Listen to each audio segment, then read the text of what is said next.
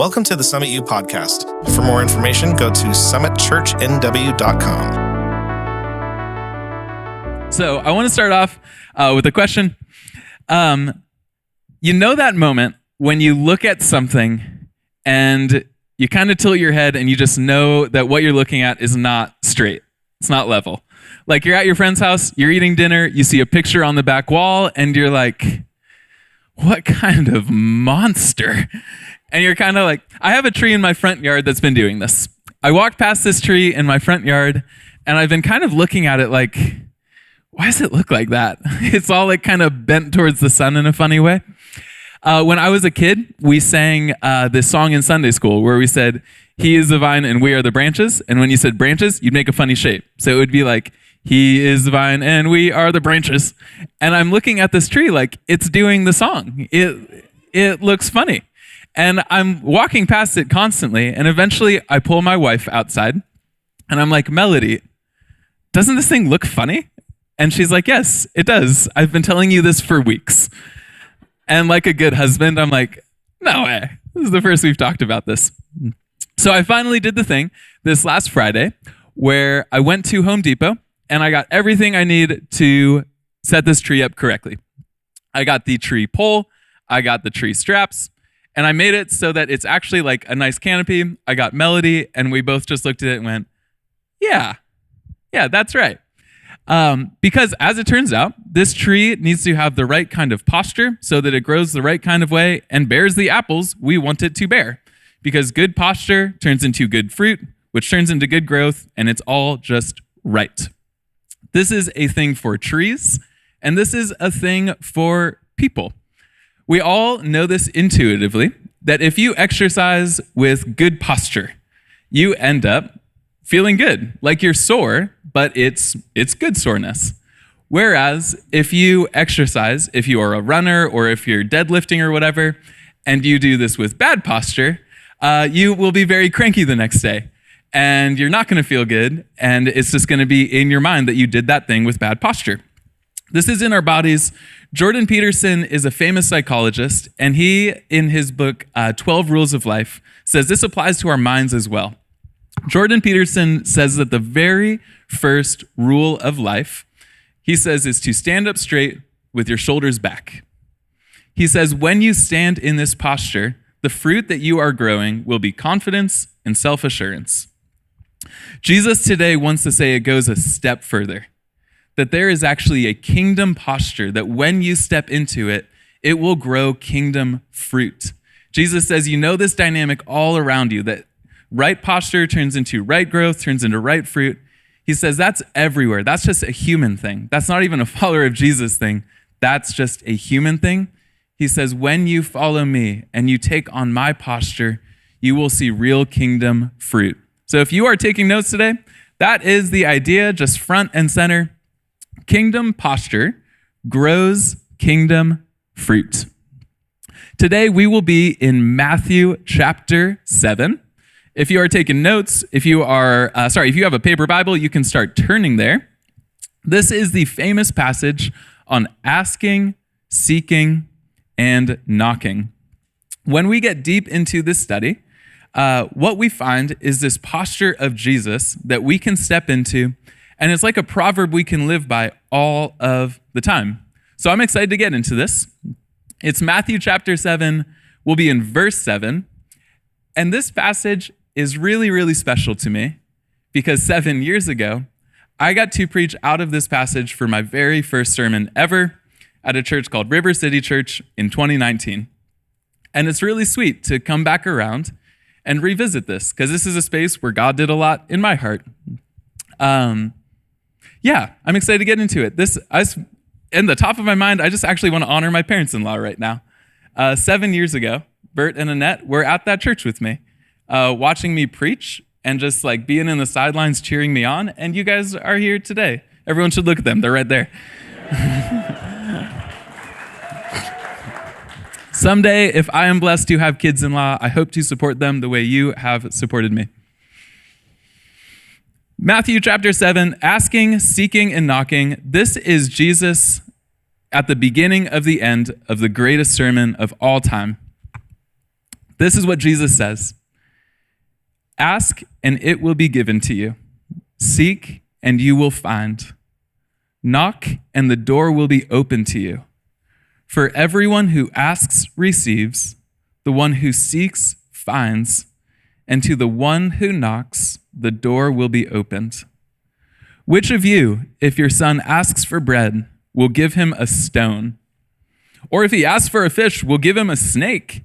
If you then, though you are evil, know how to give good gifts to your children, how much more will your Father in heaven give good gifts to those who ask him?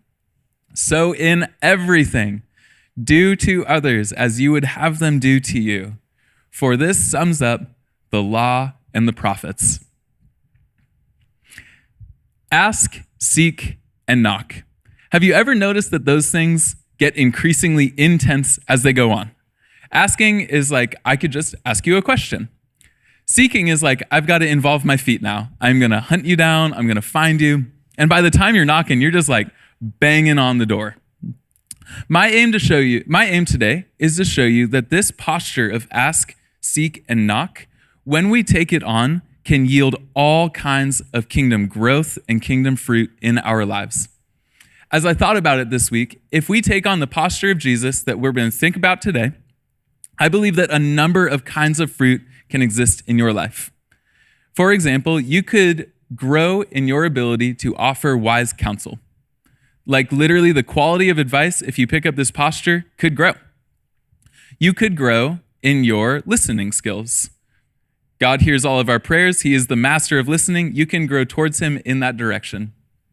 Or you could become what is called a non-anxious presence.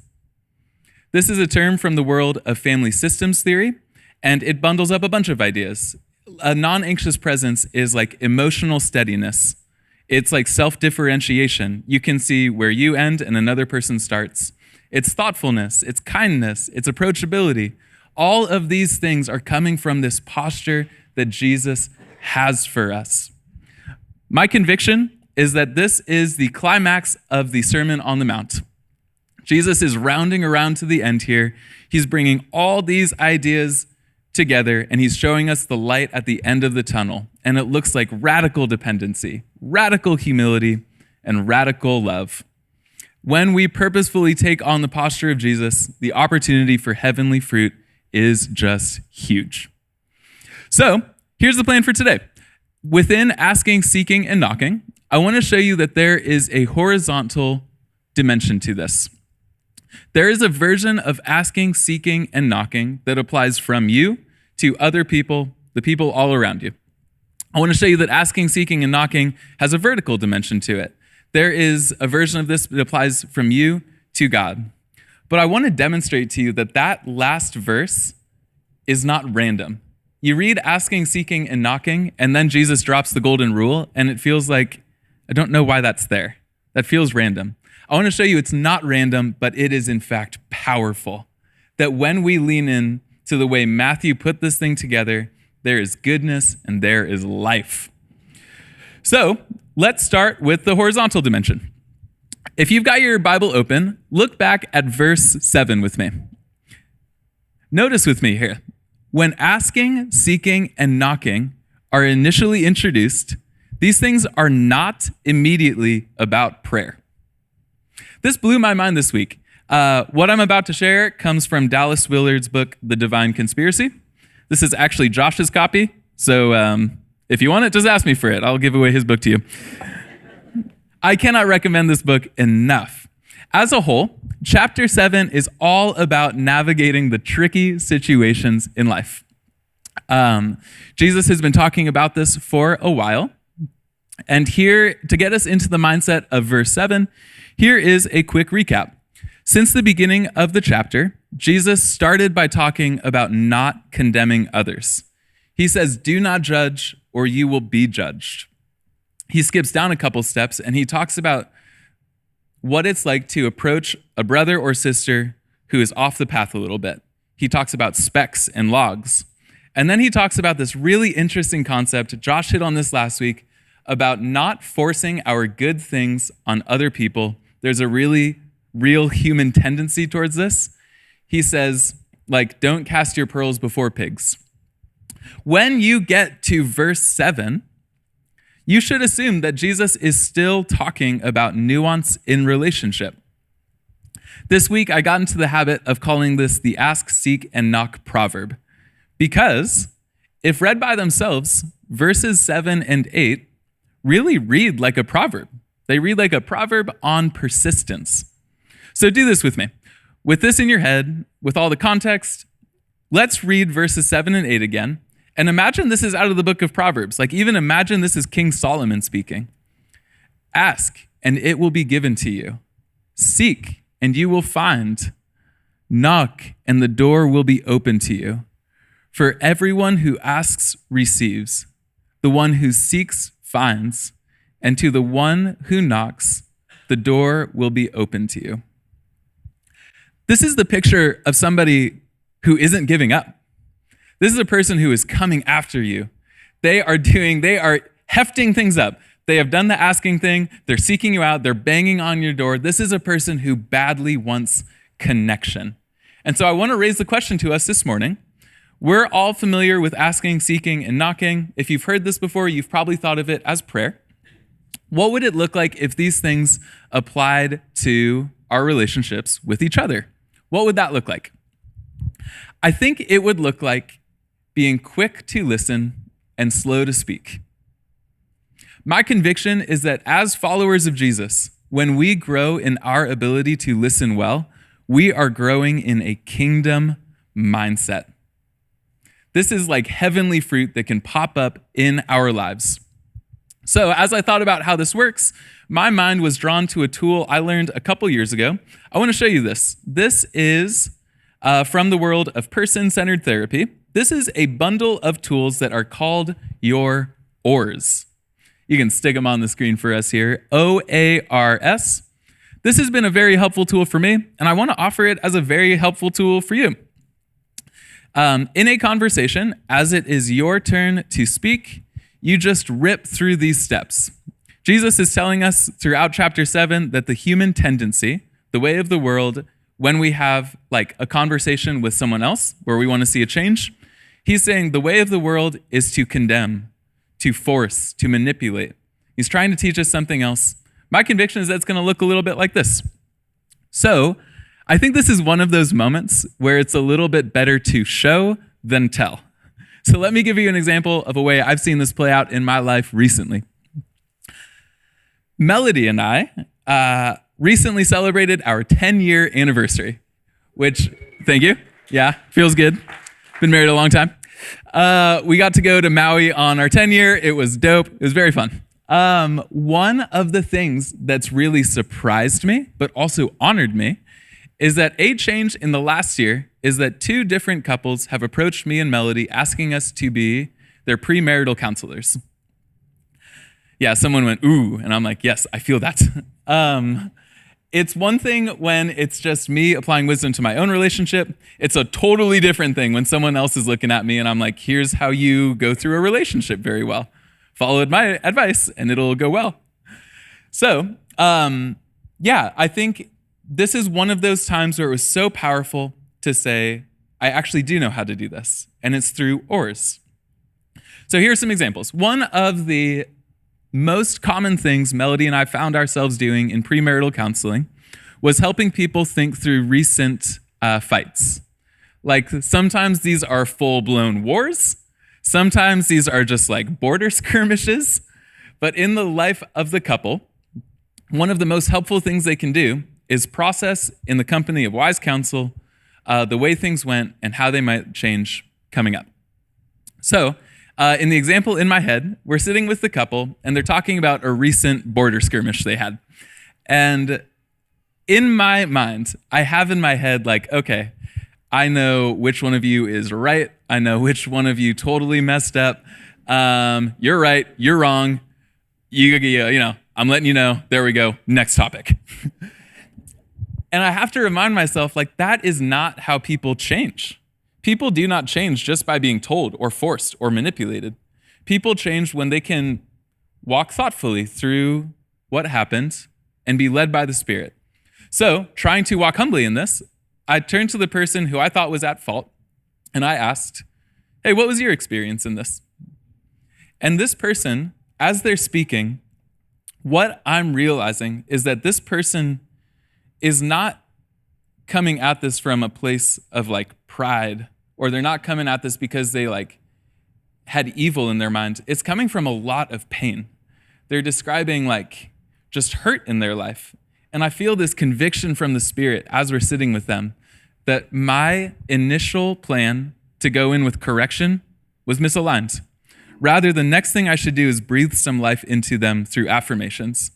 So by the time it gets to my turn to speak again, what I find myself saying are things where I highlight their character and effort and small wins, where I'm saying like, I can see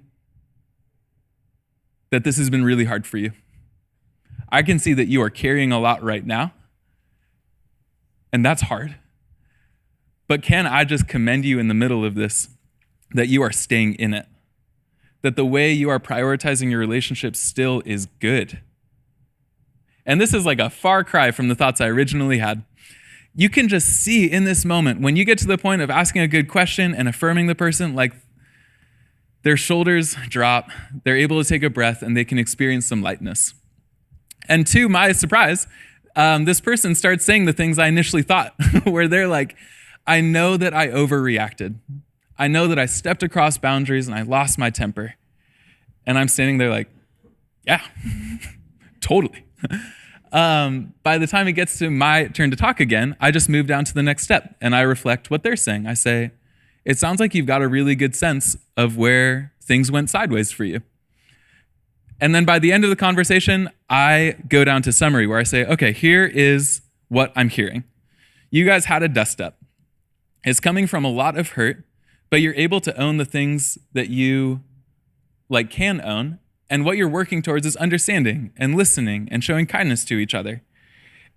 And then you just turn it right back up to the top and you go, what kind of specific things do you think could be learned here that you want to bring into the next time something happens like this? And then the whole conversation just restarts in a really beautifully helpful way. So this is why I talk about ORs.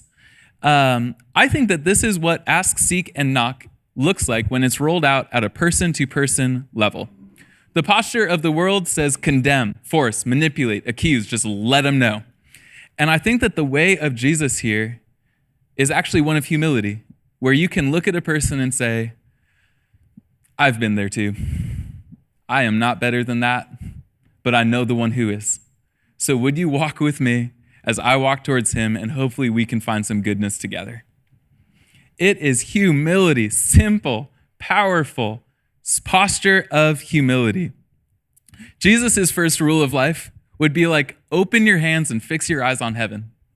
When you do that, you will grow in the direction of the kingdom of heaven. You won't feel like you won an argument, but you will feel like the kingdom of heaven was brought to bear right in front of you, and that's amazing. We get the best example of this in Jesus. I mean, High King of the universe who hears our prayers is just the absolute goat of asking questions. Have you had a moment in your life where you felt like God asked you a question that hit straight, like it hit a nerve in your soul? And then you spend weeks or maybe months or years processing through the thing that God asked you. We feel echoes of this all throughout the Bible. God, to Adam and Eve, said, "Who told you you were naked?" To Cain, he says, "Where is your brother Abel?" Later, he asks Job, he says, "Job, where were you when I was laying the foundations of the earth?"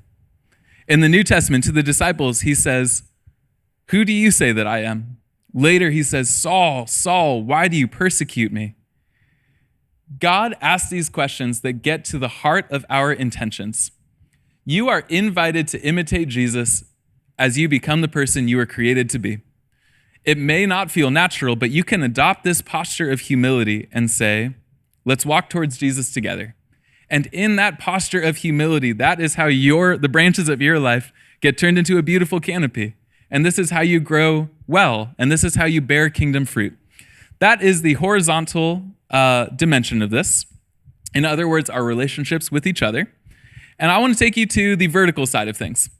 In verses 9, 10, and 11, Jesus takes this ask, seek, knock proverb, and he turns it to God in prayer. Here's what Jesus says. Which of you, if your son asks for bread, will give him a stone? Or if he asks for a fish, will give him a snake? If you then, though you are evil, know how to give good gifts to your children, how much more will your Father in heaven give good gifts to those who ask him? This week, Pastor Blake dared me to try this on my kids. This is a 100% true story. I am not making this up. On Wednesday morning at 7 a.m., I was standing in the kitchen, and my beautiful baby girl, Willow, 6 years old, walks in early morning and is like, Daddy, can I have a marshmallow? And I said, oh, no, sorry, honey, you can't. But I've got this rock. And Willow, I kid you not, just starts crying.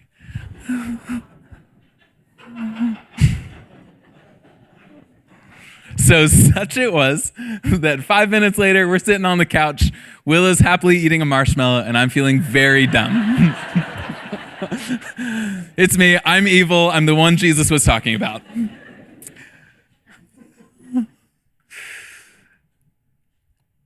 In these verses, Jesus is moving ask, seek, and knock. He's moving this teaching into the world of prayer. He's saying, now it's on the door of your Father in heaven that you are asking, seeking, and knocking. And so first off, before I say anything else, let me just say that there is a beautiful, self-evident simplicity to this passage. If you read this and just thought something like, the kingdom of heaven I could experience that kingdom on earth if I persistently pursue God in prayer. If you thought that, yes, write that down, that's good. There is a beautiful childlike simplicity to this passage that is just simply there. However, this is also one of those passages that the more you think on it, study on it, meditate on it, the more richness you discover in this. Again, from the Divine Conspiracy, Dallas Willard calls this passage the inner texture of the kingdom life. He says that this is the very end of the Sermon on the Mount. And he says, Jesus is pulling everything together right now. He says, if you have taken Jesus' teaching up to this point and have accepted it and internalized it, you have accepted the blessed life as Jesus describes in Matthew chapter 5 in the Beatitudes. If you have gone through and you are living your life as salt and light, the way Jesus imagined it, if you have started to wage war on the forces of anger and lust and honesty in your life, if you get to those places and you are actively trying to follow the way of Jesus, when you get to ask, seek, and knock, a dimension is opened up for you. And so I want to tell you how to work through it. Willard is telling you that there's actually kind of like a fireworks show going on, and I want to show you how to get there. So here's how you go deeper into this passage. First off, we're looking at Matthew 7, and I want you to just mentally zoom out from Matthew and imagine the New Testament as a whole. Throughout the New Testament, echoes of the Sermon on the Mount are going to be everywhere. Paul is going to reference this like crazy. Peter's going to talk about this. But more than anybody, James, the half-brother of Jesus, is going to talk about the Sermon on the Mount. This was a fun thing to read. I didn't know this, but I'm in a moment of life right now where I've recently read the Sermon on the Mount 50 times because of Summit's reading plan. So if you're in a similar boat, I would encourage you, if the Sermon on the Mount is really familiar to you right now, it could be really cool for you to take a side adventure into the book of James and just see the echoes in there. Scholars all over the place point this out. Tim Mackey has a really cool line about this. He's the dude from the Bible Project. Tim Mackey says that James is functionally the first commentary of the Sermon on the Mount ever written. Pretty cool. So check this out. This is from James chapter 1. This is him riffing on the topic of asking in prayer. I'm going to read you two verses, verses 5 and 17. James, the half-brother of Jesus, writes this. If any of you lacks wisdom, you should ask God, who gives generously to all without finding fault, and it will be given to you. He later writes, every good and perfect gift is from above, coming down from the Father of the heavenly lights, who does not change like shifting shadows. Do you hear the echoes of ask, seek, and knock in here? Like it's all kind of there. James talks about asking. He talks about being given. The Father is there. The Father is generous. But notice that James slips something in there that was not in the Sermon on the Mount. James is assuming that when you are asking God in prayer, what are you asking him for? Wisdom. He slides that word wisdom in there. So put it back into Matthew chapter 7. Jesus up to now has been saying relationships are hard. And from a human level, it is really easy to fall into the death traps of condemnation, forcing others, and manipulating.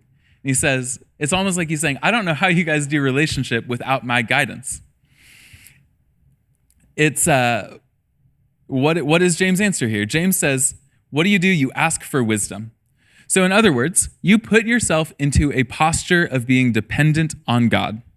Asking, seeking, and knocking in God's presence looks like, I am dependent on you. Again, from a horizontal level, asking, seeking, knocking is the posture of humility. But before God, it is one of dependence. It is a new way of life where you, on the daily basis, you pray, Jesus, show me what I do not see.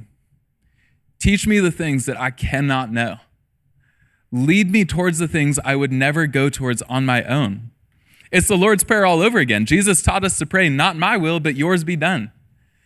Jesus, would it be that the kingdom comes and your will is done right here in my life as it is in heaven? When we ask, seek, and knock, that's the posture we're putting ourselves in. It is full dependence on God. And this kingdom posture is going to grow the kingdom fruit of becoming like Jesus.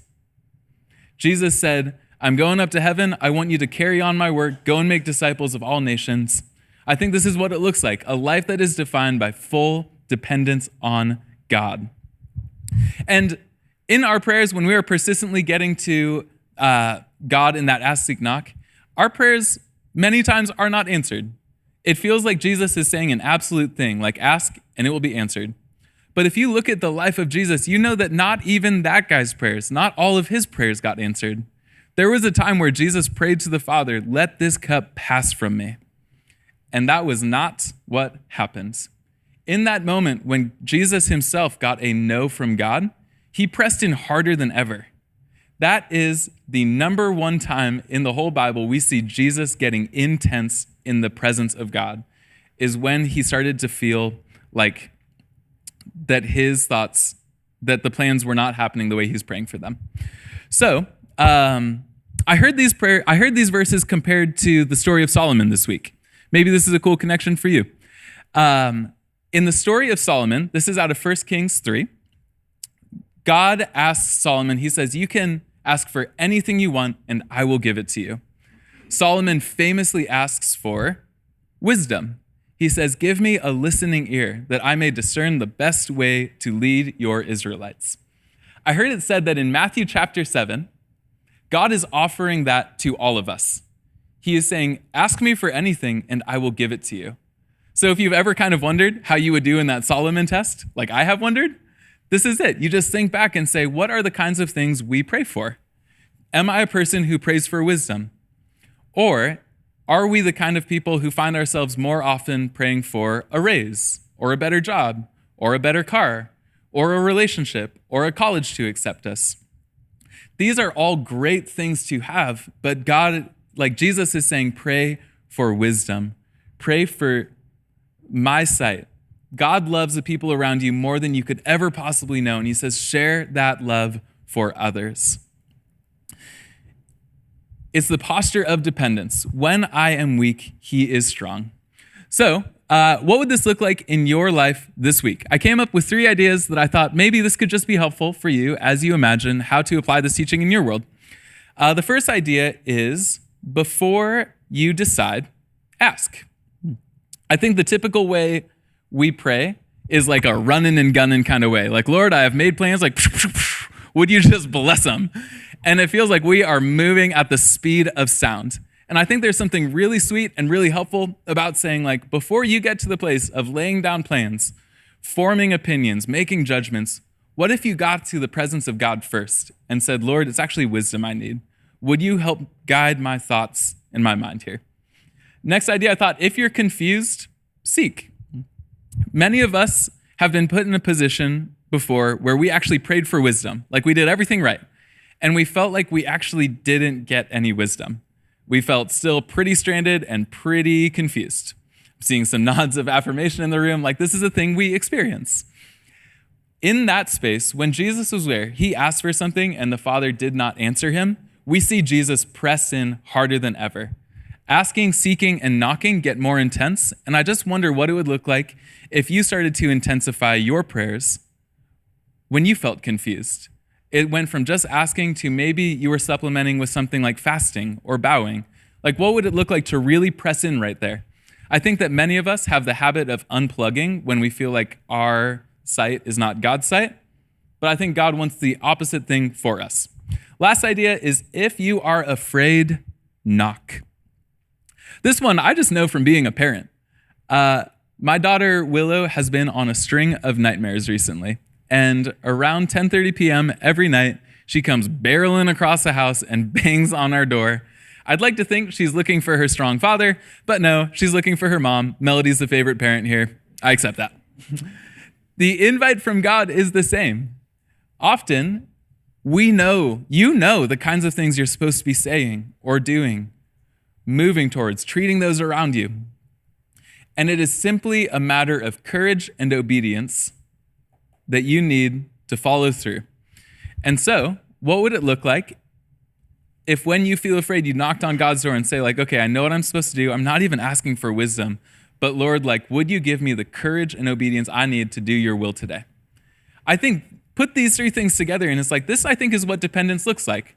Wherever you're at in your day, in a decision, in a relationship, there's always a space to reach in and say, like, Lord, would you guide my thoughts, guide my mind? So pulling all these things together to say, I want the posture. Don't let the posture of your life follow the way of the world. The way of the world says condemn, force, manipulate. But the way of Jesus is saying approach actually in humility. Let your life be defined by a dependence on God, because people can feel that stuff. You know intuitively when someone walks up to you and they have your best in mind. Jesus is like, you can walk in that all of the time. And when you approach others from that place of humility, you see kingdom fruit growing all over the place. You can offer wise counsel. You have a better listening ear. It is not anxious to be around you. And so we get to the very end of Matthew chapter 7.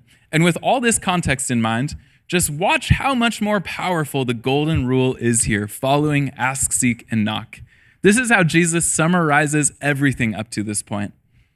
He says, so in everything, do to others what you would have them do to you, for this sums up the law and the prophets. Everything up to this point could be caught up in the postures of humility and dependence. Walk with open hands and your eyes on God. Jesus says the way of God here is to be quick to listen and slow to speak. When you do these things, you are offering people the fruit of heaven. And so when I thought about this week, I was like, okay, do to others as I would have them do to me. What would I have people do to me? And I thought, you know what my number one hope is that I would experience in a day? Is my number one hope is that people would act towards me the way God would act towards me. That they would look at me with deep compassion. That they would look at me and ask questions rather than forcing out a condemnation or some manipulation. I don't want to feel like someone's puppet. I want to feel like someone's friend.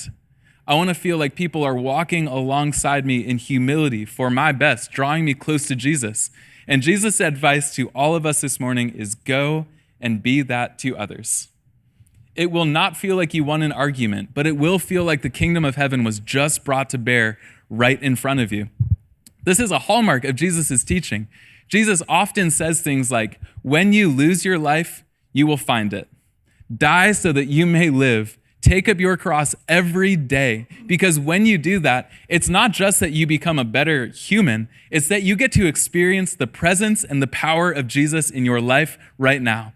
I know there are people all over this room that there are tricky relationship situations in your life. Maybe they've been going on for years.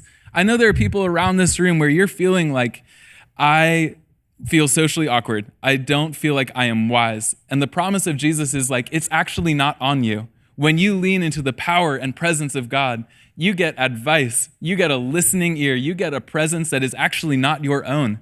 You get to carry on the ministry of Jesus and bring that to others. This is the way of Jesus, to walk in humility and dependence, saying, not my will, but yours be done. Lord, could I see kingdom fruit all over the place? And this is the kind of person that the Sermon on the Mount is shaping you to be. One who says, not my will, but yours be done. Would you lay aside my will, my temper, my desires, my proclivity to lie or be dishonest, and flip those things on their head, turn my eyes towards you each and every day, where I can find life, peace, rest, and grace. Would you guys pray with me? Jesus, those are the things we want. When we ask and seek and knock, Lord, we want to see this life the way you see it. We want to see other people the way you see them. And we want to see ourselves the way you see us. Lord, you call us sons and daughters of a king. You call us heirs to the kingdom, heirs to the promise. And so, Lord, would we walk today with lightness, knowing that this stuff is not on our shoulders? This stuff is in your hands. Would you teach us radical humility, radical dependence? And through those things, would we be a people that show radical love to each other? We love you, Jesus. We ask that your kingdom come and your will be done here in Spokane as it is in heaven. We love you. It's in your name. All of these Summit U people said, amen. Would you guys stand with me? After the service, I would really encourage you. We're going to have a crew of people up here by the stage, and their desire is to pray with you. I think one of the coolest things you could do this morning is before you dip out and grab a donut and hit the road, come hit a prayer with these guys. May we be women and men who are marked first and foremost by our love for others. May we be women and men that every day of our lives, we are shaped and formed into the patience and humility of Jesus. And may we be women and men who every day would stand up straight, hold our hands out in front of us, and look to the throne of heaven where there is goodness and grace. It's been great to be with you this morning. Have a great rest of your day. Sixth graders, welcome to church again. We'll see you next week. Thank you so much for joining us online today. We really hope that either through the message or through worship, you received something that resonated with your experience. If you're wondering, what's next for me at Summit and how do I get plugged in, we would love to walk with you through that online Connect card and find your next step at Summit. Whether that's through receiving prayer, joining a community group, or finding a team to serve on, we'd love to help you find that. If you'd like to watch previous messages, you can find those on any of our online streaming platforms, including YouTube. If you're here in Spokane, we would love to invite you to join us in person to really experience that gospel community together. We would love to meet you face to face. And if you aren't local, we encourage you to find a church within your community so that way you can also experience that gospel community. We love you so much, and we hope you have a great week.